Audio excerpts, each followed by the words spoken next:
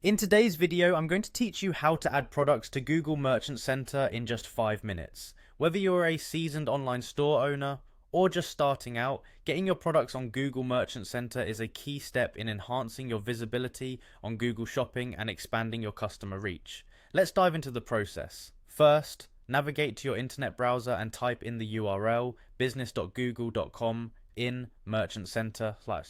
Once you're on the page, take a glance at the upper right corner of the screen and click on the sign in button.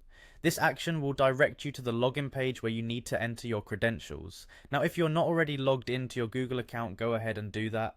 Once logged in, select Merchant Center from the options available. Once there, you will find yourself on the main dashboard of Google Merchant Center.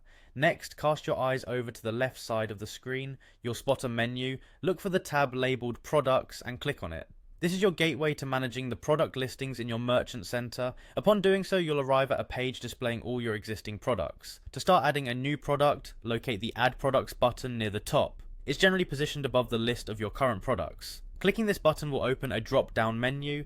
From here, choose the option that says Add a product one by one. This option is perfect if you're adding individual products manually. It's a straightforward method to ensure that each product gets the attention it deserves in terms of accurate details and data entry. Now that you're on the product addition page, let's enter the details for your new product.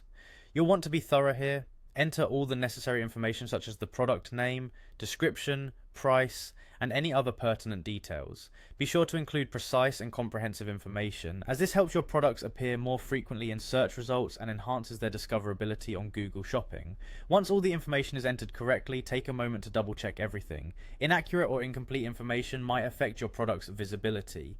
Once you're satisfied with the details, head to the bottom of the page and click the Save button. If you plan to add more products, you also have the option to save and add another, allowing you to continue populating your storefront with additional items, and there you have it.